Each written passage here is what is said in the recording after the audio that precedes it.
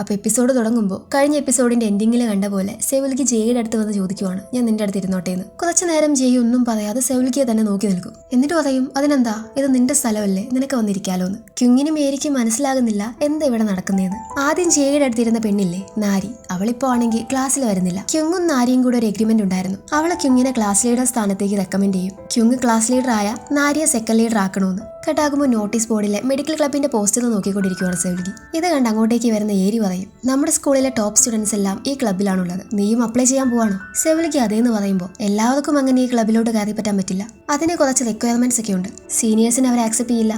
എനിക്കറിയാം അവർ ഇപ്രാവശ്യം ഫ്രഷേഴ്സിനെയാണ് ആക്സെപ്റ്റ് ചെയ്യുന്നതെന്ന്. എന്തായാലും ഞാനൊന്ന് ട്രൈ ചെയ്യാൻ പോവാം. ക്ലബ് പ്രസിഡന്റിന്റെ കൂടെ ഇരിക്കുന്നത് കൊണ്ടാണോ നിന്റെ ഈ ഓവർ കോൺഫിഡൻസ്? പക്ഷേ ഇത് ഭയങ്കര സ്ട്രേഞ്ച് അല്ലേ? നാരിയും ഇതേ ക്ലബിൽ ചേരണമെന്ന് എന്നോട് പറഞ്ഞിരുന്നു. നിങ്ങളിൽ ആരെങ്കിലും ഒരാൾ പോയാൽ അത് മറ്റുള്ളവർക്ക് അപ്ലൈ ചെയ്യാനുള്ള അവസരമാകും.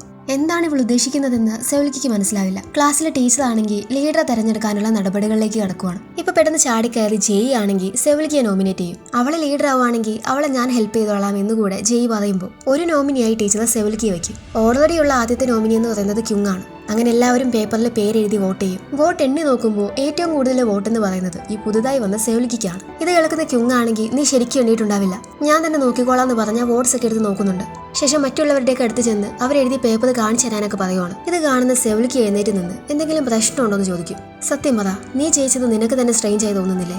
ഈ വോട്ടിംഗ് ഫെയർ അല്ല, ആരോ എന്തോ തിരുമതി കാണിച്ചിട്ടുണ്ട്. ഉദാഹരണത്തിന് ഈ 2 വോട്ടും കണ്ടോ? ഇത് രണ്ടും ഒരേ ആൾ എഴുതിയതാ, 2 ഹാൻഡ് റൈറ്റിംഗ് സെയിമാ. അപ്പൊ നീ പറയുന്നത് എന്റെ ക്ലാസ്മേറ്റ്സിന്റെ വോട്ട് എനിക്ക് കിട്ടാൻ ചാൻസ് ഇല്ല എന്നാണോ? അല്ലെങ്കിൽ എന്നെ ആരെങ്കിലും രഹസ്യമായി സഹായിക്കുന്നതെന്നാണോ? ക്യുങ് ഒരു പ്രത്യേക ഭാവത്തില് ജെയ് ഇപ്പൊ നോക്കുന്നുണ്ട്. അങ്ങനെ ഇപ്പൊ ടീച്ചർ സെവുൽക്കി ലീഡറും ക്യുങ്ങിനെ സെക്കൻഡ് ലീഡറും ആക്കും. എന്നാൽ ജെയ് ആണെങ്കിൽ ഇപ്പൊ ക്യുങ്ങിനോട് ഇത്ര മോശമായിട്ട് പെരുമാറിയതിന് സെവുൽക്കിയോട് മാപ്പ് ചോദിക്കാൻ പറയും. അവൾ ഇലക്ഷൻ റിസൾട്ട് ആക്സെപ്റ്റ് ചെയ്തില്ല. പോരാത്തതിന് സെവുൽക്കി ഉൾപ്പെടെ ക്ലാസ്മേറ്റ്സിനെ എല്ലാവരെയും ഇൻസൾട്ട് ചെയ്തു. ഞാൻ പറയുന്നത് ശരിയല്ലേ ക്ലാസ് ലീഡർ എന്ന് ഇവൾ സെവുൽക്കിയോട് ചോദിക്കുമ്പോൾ ശരിയാ, മാപ്പ് ചോദിക്കാനായിട്ട് സെവുൽക്കിയും പറയും. അങ്ങനെ ഒരു വഴിയില്ലാതെ ക്യുങ് മാപ്പ് ചോദിക്കുവാണ്. രാത്രി വീട്ടിലോട്ട് വരുമ്പോൾ മെയിൽ ബോക്സിൽ എന്തൊക്കെയോ മെയിൽ വന്ന് കിടപ്പുണ്ട്. അതും കൊണ്ട് അകത്തേക്ക് കയറി വരുമ്പോഴാണ് സെവുൽക്കി കാണുന്നത് അവളുടെ രണ്ടാനമ്മ ഹേവോണിന് ഏതൊരു ഗസ്റ്റ് ഉണ്ട്. അതാരാണെന്നുള്ളത് ഇവള് കാണുന്നില്ല. ശല്യപ്പെടുത്താതെ അവൾ തിരിച്ചിറങ്ങും. എന്നിട്ട് ഒരു പാർക്കിൽ ചെന്നിരുന്ന് വീണ്ടും അച്ഛന്റെ ഫോണിന്റെ ലോക്ക് തുറക്കാൻ നോക്കുവാണ്. ഈ സമയമാണ് ഇവൾക്ക് ജെയുടെ ഒരു മെസ്സേജ് വരുന്നത്. ക്ലാസ് ലീഡർ ആയതിന് ഞാൻ നിനക്കൊരു ട്രീറ്റ് തരാമെന്നും പറഞ്ഞു. ഇതേ സമയം ക്യുങ് ആണെങ്കിൽ രഹസ്യമായി സെയിം ഹാൻഡ് റൈറ്റിംഗിലുള്ള 2 വോട്ടിംഗ് പേപ്പേഴ്സ് പൊക്കിയിട്ടുണ്ടായിരുന്നു. അതിപ്പോ എന്തിലേക്കോ വെച്ച് സ്കാൻ ഒക്കെ ചെയ്ത് നോക്കുന്ന കാണാം.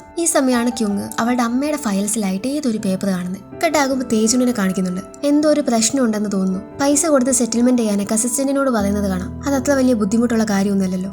അവരൊറ്റയ്ക്കൊരു കുട്ടിയെ നോക്കുന്ന സിംഗിൾ മദറാ. പൈസയ്ക്ക് ആവശ്യം വരും. പബ്ലിക് ഒപ്പീനിയൻ കൂടെ നമുക്ക് കൺട്രോൾ ചെയ്യാൻ പറ്റുവാണെങ്കിൽ ഈ കേസ് വലിയ കുഴപ്പമൊന്നും ഇല്ലാണ്ട് പോകും. എന്നിരുന്നാലും നമ്മുടെ ഭാഗത്തു നിന്നുള്ള അപാകത മാറ്റാൻ പറ്റില്ല എന്ന് അസിസ്റ്റന്റ് പറയുമ്പോൾ തന്നോട് ഞാൻ എത്ര പ്രാവശ്യം പറഞ്ഞു അയാൾ വന്നപ്പോഴേ മരിച്ചിട്ടുണ്ടായിരുന്നു എന്ന്. അയാളെ രക്ഷിക്കാനുള്ള എല്ലാം നമ്മുടെ ഹോസ്പിറ്റലിൽ ചെയ്തതാണ്. എത്ര പൈസ കൊടുത്തിട്ടാണെങ്കിലും ഇതെങ്ങനെയെങ്കിലും സെറ്റിൽ ചെയ്യണം. അതിനുവേണ്ടി പോകാൻ തുടങ്ങുന്ന അസിസ്റ്റന്റ് ഇപ്പൊ വേറൊരു കാര്യം കൂടെ സൂചിപ്പിക്കുന്നുണ്ട്. കുറച്ച് വിലപിടിപ്പുള്ള മെഡിസിൻസ് കാണാനില്ല എന്ന കാര്യം. അതെന്തായാലും ഇതിനകത്തുള്ള ആരെങ്കിലും തന്നെ ആവണം. നമ്മുടെ ഒരു ഫാമിലി മെമ്പർ ആകുമ്പോൾ അത് നമുക്ക് എങ്ങനെയെങ്കിലും കവർ ചെയ്തല്ലേ പറ്റൂ.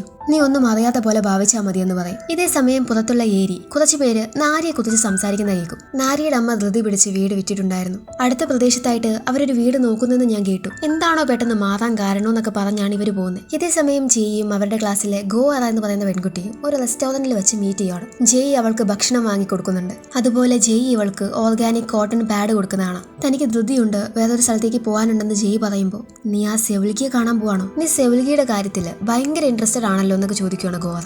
എന്നാൽ അത് ജെയ്ക്ക് അത്ര ഇഷ്ടപ്പെടില്ല. നീ ഒരുപാട് ചോദ്യമൊന്നും ചോദിക്കേണ്ടെന്ന് പറയും. ഇവിടെ സെവുൽക്കി ആണെങ്കിൽ ജെയ്യെ കാത്തുനിന്ന് മഴ പെയ്യുമ്പോൾ ഒരു കരോക്കെ റൂമിൽ പോയി പാട്ടൊക്കെ പാടിക്കൊണ്ടിരിക്കുവാണ്. കുറച്ച് കഴിയുമ്പോൾ സെവുൽക്കി അങ്ങോട്ടേക്ക് വരും. 2 പേരും കൂടെ ഒരുമിച്ച് അവിടെ നിന്ന് കുറച്ചു നേരം പാട്ട് പാടുന്നുണ്ട്. അങ്ങനെ അവിടെ നിന്ന് പോകുന്ന സമയം സെവുൽക്കി ഇങ്ങനെ പറയും, ഞാൻ നീ വരുമെന്ന് വിചാരിച്ചില്ല. സാധാരണ എല്ലാവരും എന്നെ കുറിച്ച് മറന്നു പോകാതെ പതിവ്, അതുകൊണ്ട് ഞാനും ആർക്കു വേണ്ടിയും വെയിറ്റ് ചെയ്യാറില്ല. ഇത് കേൾക്കുന്ന ജെയ് പറയും, എനിക്ക് മറ്റുള്ളവരുടെ കാര്യമൊന്നും അറിയില്ല, എന്നാ എന്റെ വാക്ക് ഞാൻ ഉറപ്പായും പാലിക്കും, അതുകൊണ്ട് എന്നെ വെയിറ്റ് ചെയ്തോളെ. ഇപ്പൊ ജെയ് ആണെങ്കിൽ സെവുൽക്കിയെ വീട്ടിലോട്ട് വിളിക്കുവാണ്. ഇന്നൊരു ദിവസം എന്റെ കൂടെ വീട്ടിൽ നിൽക്കാമെന്നും പറഞ്ഞ് അവളെ വിളിച്ചോണ്ടോ.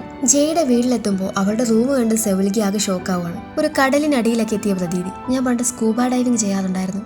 എല്ലാവർക്കും അത് പേടിയാ, എന്ന് എനിക്കത് സാധാരണ സമാധാനമാണ് തരാറ്. ഇവളെ പറയുന്നത് സെവുൽക്കിക്കും റിലേറ്റ് ചെയ്യാൻ പറ്റുമായിരുന്നു. ഒരു ദിവസം നമുക്ക് ഒരുമിച്ച് സ്കൂബ ഡൈവിങ്ങിന് പോവാമെന്ന് ജെയ് പറയും. ഇപ്പോഴാണ് അവിടെയുള്ള ജെയുടെ ഒരു ഡ്രസ്സ് ഇവൾ ശ്രദ്ധിക്കുന്നത്. അന്ന് മിസ്സിംഗ് ആകുന്ന ദിവസം ഇവൾ ഇട്ടിരുന്ന പ്രിൻസസിന്റെ ഡ്രസ്സ്. ഇവൾ കാര്യങ്ങളൊക്കെ ജെയോട് പറയുമ്പോൾ അതിൽ നിന്റെ തെറ്റൊന്നുമില്ല, നിന്നെ ശ്രദ്ധിക്കാതെ പോയ മുതിർന്നവരുടെ അല്ലേ തെറ്റ്.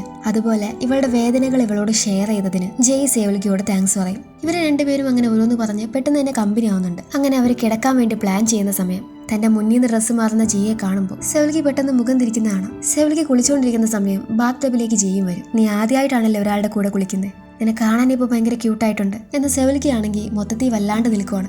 എന്താ നിന്റെ മുഖമൊക്കെ ചോദിച്ചിരിക്കുന്നത്, നീ എന്തെങ്കിലും ഓവർ തിങ്ക് ചെയ്യുന്നുണ്ടോ എന്ന് ചോദിക്കുമ്പോൾ നീ എന്താ ഉദ്ദേശിക്കുന്നതെന്ന് ചോദിക്കുവാണ് സെവൽക്ക്. ഞാൻ ഇതാ ഉദ്ദേശിച്ചെന്നും പറഞ്ഞ് ജയ് സെവൽക്ക് കിസ് ചെയ്യും.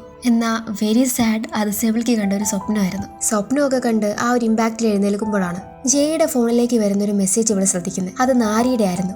ഞാൻ സെവൽക്കയോട് ക്ഷമ ചോദിച്ചോളാം, സ്കൂൾ മാറിക്കോളാം, ദയവേത് നീ ആ വീഡിയോ ഡിലീറ്റ് ചെയ്യുക എന്നൊക്കെയായിരുന്നു മെസ്സേജ്.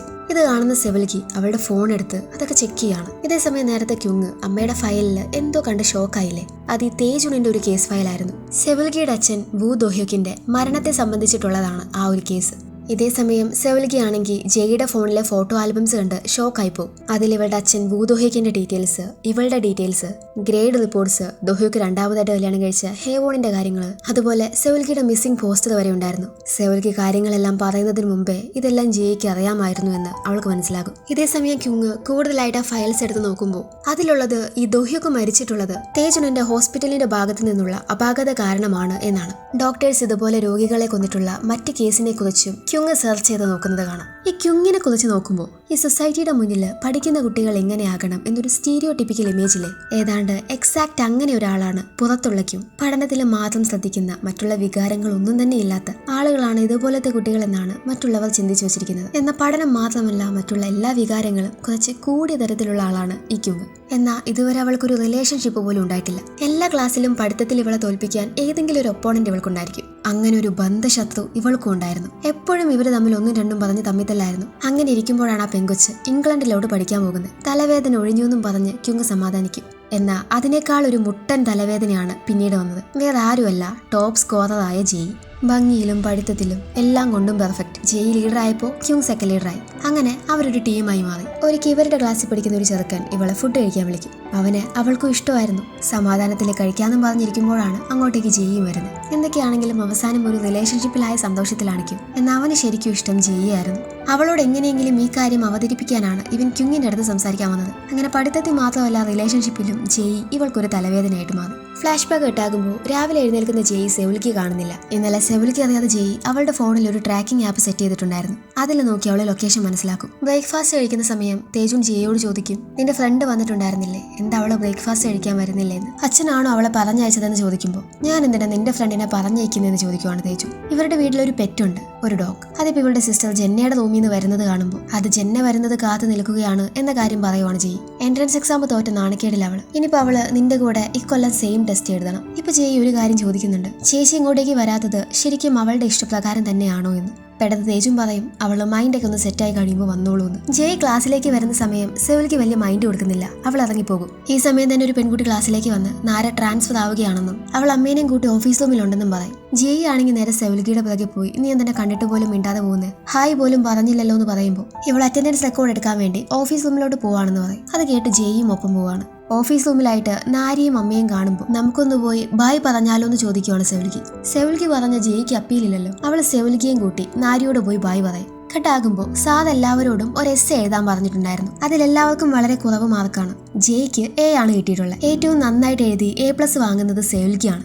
അവളുടെ എസ്സേയിൽ അവളെക്കുറിച്ചും അവളുടെ ഫ്യൂച്ചറിനെ കുറിച്ചും കരിയറിനെ കുറിച്ചൊക്കെയുള്ള ശക്തമായ കാഴ്ചപ്പാടുണ്ട്. അത് നിങ്ങൾ എല്ലാവരും വായിക്കേണ്ടതാണ്. എന്നാൽ അവളുടെ എസ്സേ ഇത്തിരി പേഴ്സണൽ ആയതുകൊണ്ട് മാത്രം ഞാൻ ആർക്കും വായിക്കാൻ തരുന്നില്ല. ഇത് കേട്ട് എന്താ നീ എഴുതി വെച്ചിട്ടുള്ളത്, എനിക്കെങ്കിലും വായിക്കാൻ തരുമെന്ന് ജയ് ചോദിക്കുന്നുണ്ട്. അങ്ങനെ പ്രത്യേകിച്ചൊന്നുമില്ല എന്നും പറഞ്ഞ് സെവൽക്ക് അതെടുത്ത് മാറ്റിവെക്കും. ഇപ്പൊ ക്ലാസ്സിൽ എല്ലാവർക്കാണെങ്കിലും സെവൽക്കിയുടെ എസ്സേയിൽ എന്താണെന്ന് അറിയണം. ഏരിയാണെങ്കിൽ ഇന്ന് നേരത്തെ പോകണമെന്നും പറഞ്ഞ് ലീവ് ചോദിക്കാൻ സാറിന്റെ അടുത്ത് വരുമ്പോഴാണ് അവിടെ സെവൽക്കിയുടെ എസ്സേ ഇരിക്കുന്ന കാണുന്നത്. ബ്രേക്ക് കഴിഞ്ഞ് തിരിച്ച് ക്ലാസ്സിൽ വന്ന് ബാഗിൽ നോക്കുമ്പോൾ അതിനകത്ത് അവളുടെ എസ്സേ കാണാനില്ല. ഈ ഏരി മ്യൂസിക് പഠിക്കുന്ന ഒരാളാണല്ലോ. എന്നാൽ കുറച്ച് നാളായിട്ട് ഇവളുടെ പാരന്റ്സ് മ്യൂസിക് ടീച്ചറിന് പൈസ കൊടുത്തിട്ടില്ല. ഇങ്ങനെ പോയത് നടക്കില്ല എന്നൊക്കെ മ്യൂസിക് ടീച്ചർ ഇങ്ങനെ പറയുമ്പോൾ ഏരി അവളുടെ വിലപിടിപ്പുള്ളൊരു ബാഗ് എടുത്തു കൊടുത്ത് തൽക്കാലം ഇത് വെച്ച് അഡ്ജസ്റ്റ് ചെയ്യാൻ പറയും. ഏരിയുടെ ഫാമിലി അത്യാവശ്യം റിച്ച് തന്നെയാണ്. എന്നാൽ എന്തോ ഒരു തകർച്ച സംഭവിച്ചിട്ടുണ്ടെന്ന് തോന്നുന്നു. ഇതേ സമയം ക്ലാസ്സിൽ വന്ന് എല്ലാവരും തങ്ങളുടെ ഡെസ്കിൽ നോക്കുമ്പോൾ സെവൽക്കിയുടെ എസ്സേയുടെ ഒരു കോപ്പി അവിടെ ഇരിക്കുന്നു. താൻ ഒരു ഓർഫൺ ആണെന്നും അച്ഛൻ ഒരു മാത്സ് ടീച്ചർ ആയിരുന്നു എന്നൊക്കെ പറഞ്ഞാണ് ആ എസ്സേ തുടങ്ങുന്നത്. എന്നാൽ ഇവരിത് വായിക്കാൻ തുടങ്ങുമ്പോഴേക്കും അങ്ങോട്ടേക്ക് ഇത് കണ്ടുവന്ന ജയ് സെവൽക്കിയുടെ എസ്സേ നിങ്ങൾ ആരും വായിക്കേണ്ടെന്നും പറഞ്ഞ് അതെല്ലാം പിടിച്ചു വാങ്ങും. എന്നാൽ ഇതെല്ലാം കണ്ടുകൊണ്ട് നിന്ന സെവൽക്കി ആണെങ്കിൽ ജയെ വിളിച്ചുകൊണ്ട് പോവാണ് സംസാരിക്കാൻ. നിന്റെ പെർമിഷൻ ഇല്ലാതെ ഇത് ലീക്കാക്കിയവരെ ഞാൻ കണ്ടുപിടിക്കും. എന്നിത് കേൾക്കുന്ന സെവൽഗി ചോദിക്കും, കണ്ടുപിടിച്ചിട്ട് എന്തിനാ? അത് നിന്നെ കുറിച്ചുള്ളതല്ലേ എന്ന് ജയ് ദേഷ്യത്തിൽ ചോദിക്കുമ്പോൾ സെവൽഗി ജയുടെ ഫോണിലേക്ക് കോൾ ചെയ്യുവാണ്.